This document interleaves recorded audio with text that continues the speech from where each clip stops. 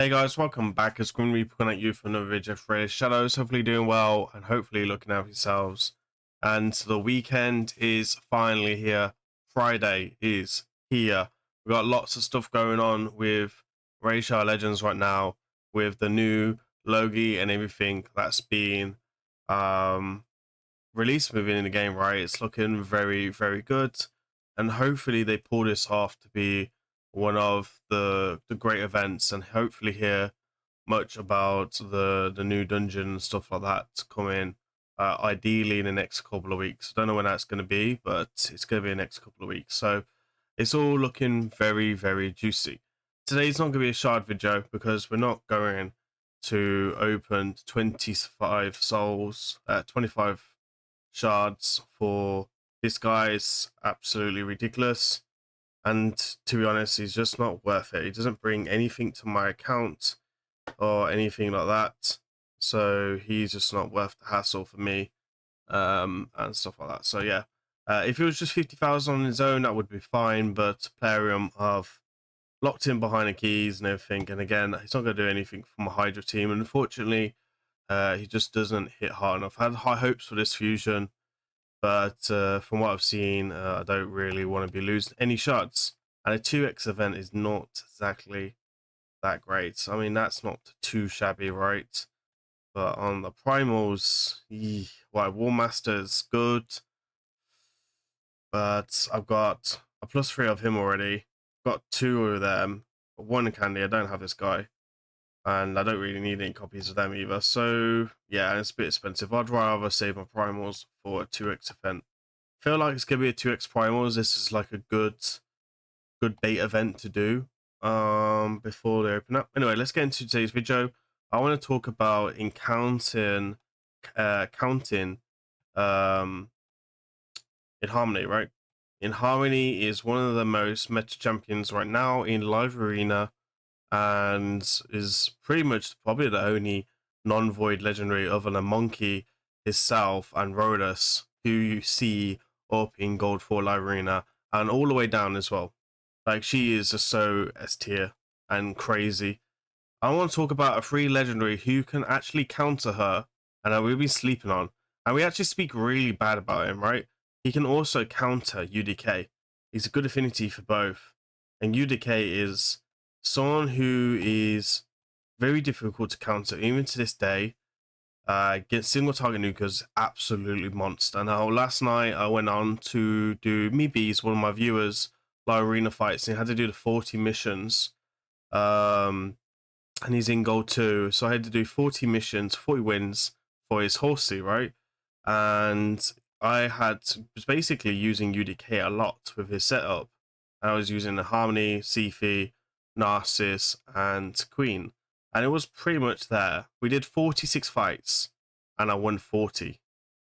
So, sorry, yeah, 140 in 46 fights. That's pretty insane. The numbers are a bit crazy. The win rate was pretty nuts. I think it might have been a bit more than maybe that overall. Also, we got 37 wins because he already had 3. There we are. So it was 46, so we lost 9 in total.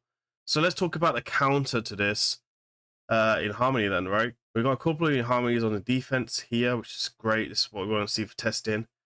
And we can see coming in, we've got Gorgonrath, Maneater in Harmony and stuff like that. And then the counter is going to be Quintus. Now, Quintus is someone that everyone sleeps on, even myself. I wasn't very impressed with him. Now, you can get this champion when you hit gold 3, so everyone will get him at some point in the game. Depending on when you get him, it's down to you, to be honest, and how consistent you are in arena. I've been doing gold 2 lately on Meebies account, and gold 2 is not that bad as when I was in gold 2, right? Gold 2 was very sweaty for me, but for other people that are now coming up through the ranks, most of the big players are up in gold 3 and gold 4, where it gets very sweaty. Even on my account, I had like 80% win rate most days in gold 3. So that was one of them ones out there. Now I've gone down to about 60% in gold 4. I do take it on the chin because I don't have the biggest roasters compared to other people in that category up there. So I want to talk about his kit. I'll be honest, his AoE is a bit underwhelming, but his A1 and his A2 actually make up for it.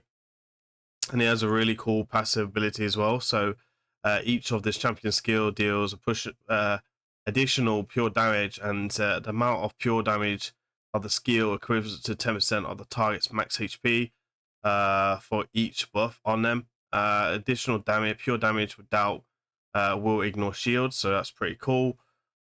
This one gives an increased attack and block buff, so it means you can use this ability and then go to this one. This one has a chance to strip, so this one's really good, right? So he removes all buffs, then places a 50% defense. He will need accuracy for that, and then the debuff lands on the target for before attacking, and then this effect cannot be resisted or blocked.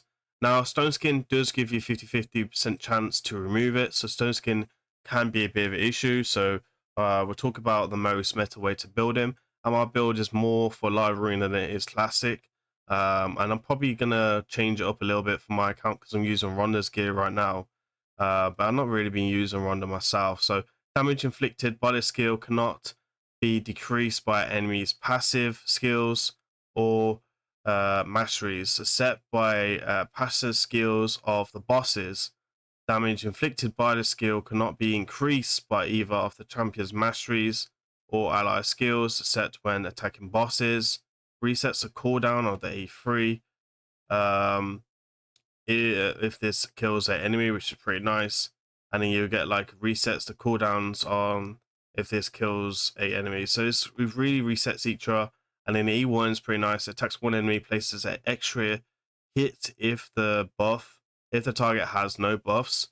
If the attack is critical, repeats the attack once. So it can go into like a triple hitter, and it's very good. He's very good in Fire Knight Hard. I've done a team on that. He's very good in Hydra. And these are the other utilities that you can use in him. But today we're going to showcase him against Harmony. So I've been going on about this a little bit too much right now. So we're going to go take him to the arena and show you what he can do. This guy is absolute animal, and we're going to show that. So we're going to open up with his main problem is survivability, if I'm honest. So if you've got champions like Necrid, we'll show you different ways to try and keep him alive. He's a fantastic champion for lower level arena. In live arena, I think he could potentially be used with the right setup in Gold 4 as well, especially against in Harmony. My recommendation is probably to take him last, and then open up and do other things with that. Obviously, great for Gold 5, which is what we're going to show him. I think it could be even used on Plat Push with the right teams, pushing Platinum Arena. And I think as well, like, he can definitely be used if you have like no Turvolt, no Rashgash, which are the other two most accessible champions to Harmony to counter, then this is definitely an option. So we're going to open up with the triple hits, which is pretty nice. Now, it's not the A2 that is the big boy ability, it's actually the A3, sorry, the A2, not the A1.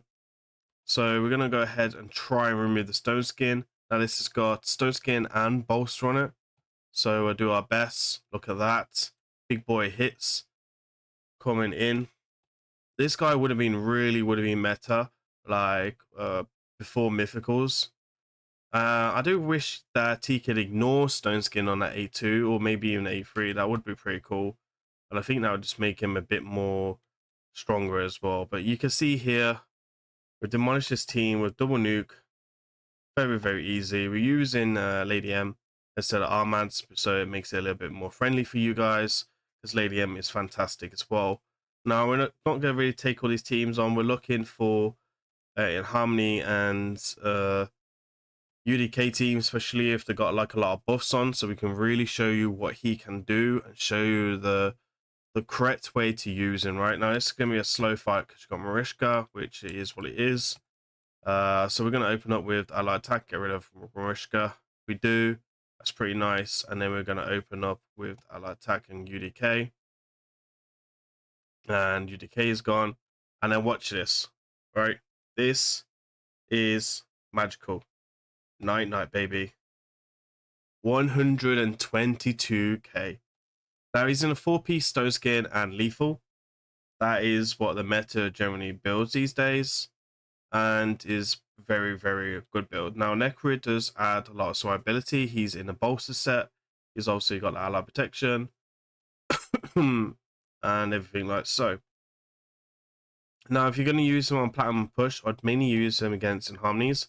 I have seen him be used against Taurus as well, if I'm honest. And I've seen him one-shot a Taurus, so he's really, really impressive champion overall. So we have a really difficult team here. It's like a lot of sheep going in. I'm actually going to take Armads in for this time because Armads is a safer bet than Lady M on her own. Armads is super dangerous overall, so be careful against him. I kind of want to show you countering in Harmony and UDK, like so. So we're going to do the AoE here, like so. We get stunned, that's fine. We're actually going to come in and do this ability.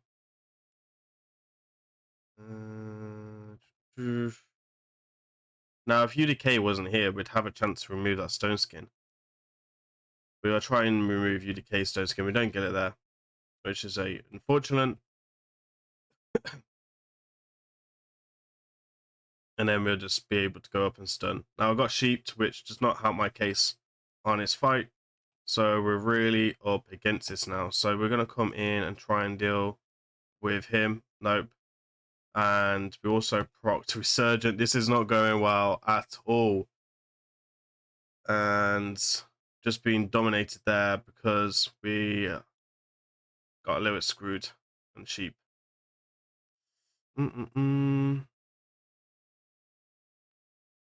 What is going on? Oh, I hate Armads. He's just so OP. He can really just turn a game around on his head. Let's try that again. We could definitely beat this. It's not even like the most difficult team. It's just a really awkward team with the self revive and the Armads near. So we're gonna come in. I'm just gonna straight up sheep him. Which we remove the buff. I didn't want to remove the buff. I was hoping we wouldn't remove the stone skin there. But we'll go ahead and do what we need to do anyway. We'll go ahead, take a monkey, just so we slow him down. There is going to be the one shot again, 158k damage, which is fantastic. And we're going to put Armads to sleep. Now, if UDK wasn't there, I would probably try and one shot him through stone skin. Not try one shot him through stone skin, but make it work, like steal the debuffs on A2. Super strong ability. We're gonna try this team. This one's a pretty juicy team. We need to be careful against Narcissus, so I'm gonna take Necrid out, and we're gonna bring in. Actually, Duchess is not a good idea either because Duchess is in. So I'm actually gonna bring in a like squishy team. We're bringing Arbiter, right? Now this is not the way to protect Narcissus, but he's in stone skin either way, and ideally we're just gonna sheep him anyway. So you'll come in. There's still his turn meter. As long as we don't get sheeped, we would be fine. Now, ally attack doesn't work against. You can see that's how strong it is. Oh, we don't move the sheep there. We don't remove the stone skin. Okay, cool. So we can flip forms in a second, I think. I'm just gonna sheep him. Yep, so we can flip forms here. And then we're gonna stun him. So I tested this offline earlier, and it was absolutely working like a treat. And removing all the stone skin you wanted. I know he doesn't want to remove stone skin. It is one of the strong abilities, though. Like honestly, like removing the stone skin is so strong. Okay, so we got another team here. It's not actually a good team. We want to be taking on UDKs and stuff. So we've got a little bit of a weird one here with Helicaf, actually. Helicaf is another one you can counter. I want to see if the UDK will put up stone skin. And then we'll try and counter him. with that. We're looking for Necrit. And then we're going to show you some different style teams as well that you can potentially use them with. I think Necrit is one. I know a lot of people don't have Necrit, so we'll go ahead and show you some other alternatives for go second teams with him. So obviously this is a great speed team option. There isn't no would be nice if you could see stone skin. There isn't no options here. You can see there UDK down 140. If he's in stone skin, removes that stone skin, it removes the stone skin first and then gets rid of UDK after. Fantastic. Let's have a look around. So we have another UDK here. Potentially this is someone we can remove UDK on.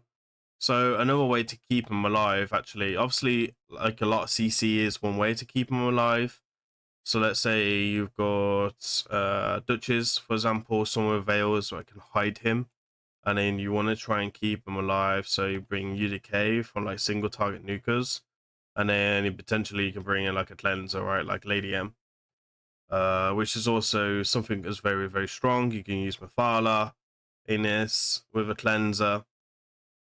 We're going to put him in stone skin just in case Valkyrie is lucky enough to do any types of shenanigans. We're actually going to go before her, which is fine. One shot straight through the bolster there. So this is like a triple, maybe even quad bolster, if I'm honest. Mine's a single bolster, and you can see it looks like a triple bolster, which is pretty insane. I'm going to go ahead and try and reset him. Don't. Honestly, probably better to come in with the E1 now. And then we obviously you can see we got our Veils back, which is very RNG. If we get it back or not, we'll pull up shields just to keep them alive. I'll try and take out the reviver. Go straight through that, which is pretty juicy.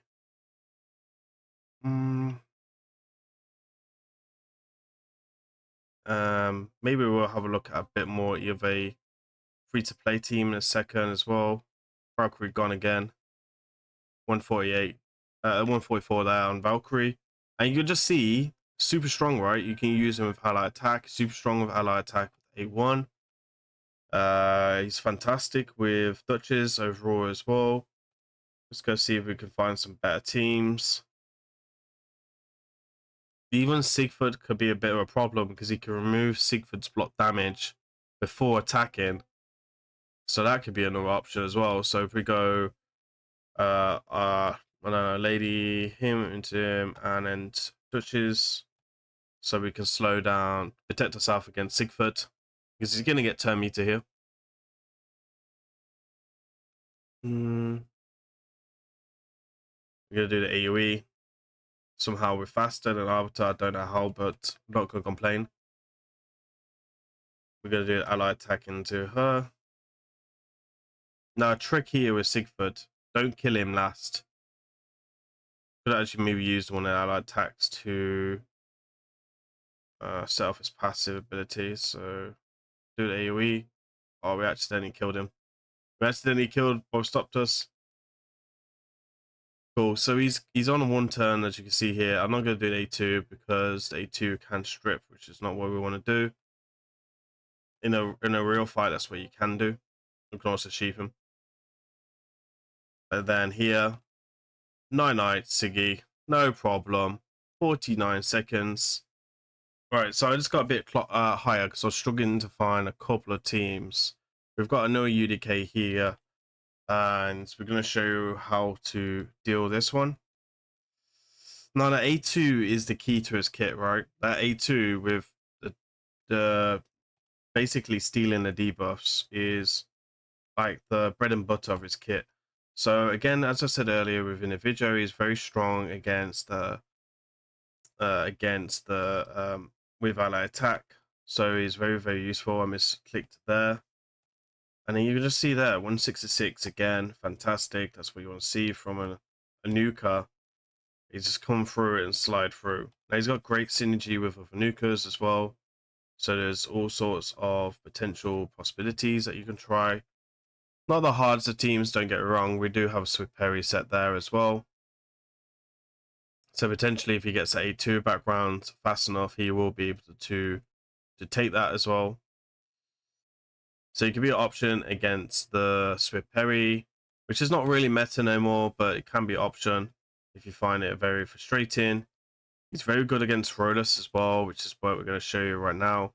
I'm going to drop her for Armads. Armads, I suppose, is a free-to-play champion.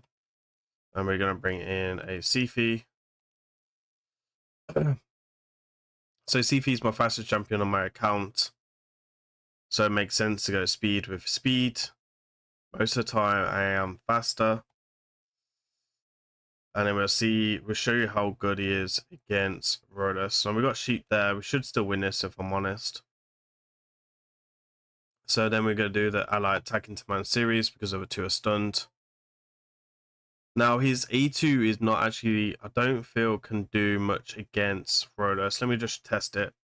Oh, he can one-shot Rhodas with that ability. Cool. I think it's because he ignores passive abilities as well. It's super, super nice to see. So you can one-shot Rhodas. I didn't feel like you can one-shot Rhodas with that A2. But I know you can one-shot Rhodas with the A1 because it's super, super strong as well. So are we wrong about this champion? That is the question. Are we wrong about this champion? Like a lot of people say he's underwhelming, can't do much, useless in the vault. And I honestly feel there is actually some utility here now. I have a very big roster, and I'm actually considering bringing into my library and setup mainly for her, right? If I could start one-shot on her, that would be super cool. Now, I do feel like he's really consistent against Stone Skin, even if I'm not being able to really kind of like showcase it today. Obviously, it can be a bit RNG, and some days you just have a bit of bad days, which can happen. But yeah, I feel like super strong with this type of setup. You can see there, he's just hackling away at the A1s. Which is pretty nice. We didn't finish him off then, but that's okay. Not too worried about Monkey. I do like the AoE, but the AoE is not the hardest of hitters. You can see there, just so good, so good. Potentially she's really good against let's see if we can counter Necrid with the A2. Potentially I feel like we could, because it should be able to steal the buffs. I'll drop back the Termite of everyone. I don't want to sheep anyone. We will take out Arbiter. We can ship Necrid once we kill, if we can kill him. Yep, steal the buffs. Now we have his ally protection. You can see here we've got Necrid's ally protection here, which is super cool. We will get locked out, unfortunately, but you can see here we've already won the fight. It's just a case of pressing auto and leave us to do what it wants. You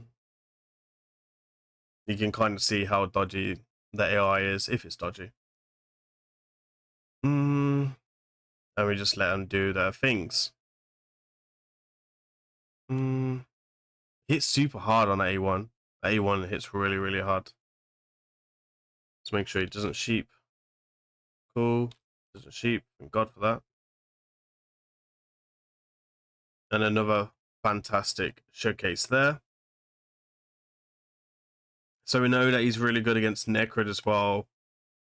You're gonna obviously see if the Necrid meta, once that stage, the meta was really like Necrid and stuff. And you can see that he would be in a problem for this. This is gonna be the last fight. We have another Rhodas in here. And we're gonna drop Necrid altogether. We're just gonna go like free-to-play team.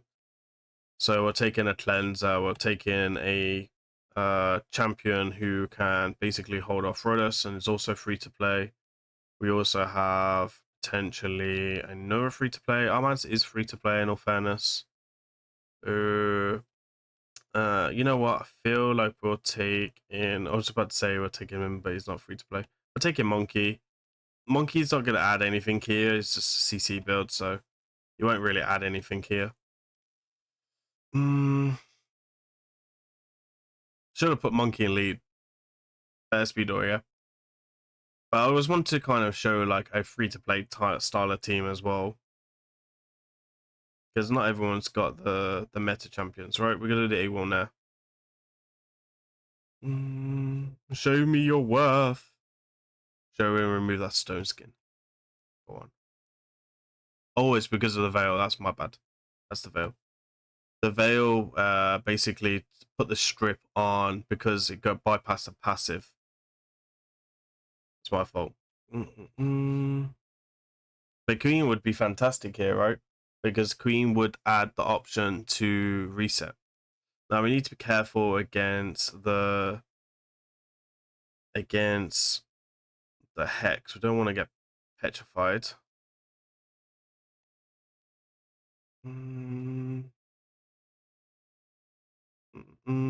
Should be able to remove this. Yep, there we are. Cool.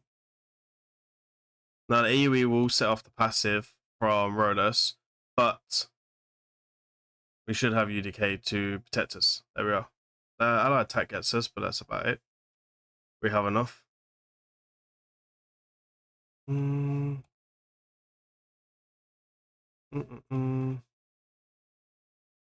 Let's see if we can get 2 for the price of 1. Oh. We did get 2 for the price of 1. It's always a good saying, no? 2 for the price of 1. There we are. We even stole her debuffs and hit her for 183k. So yeah, there we are. Let's go check his build out and let me show you how we build him.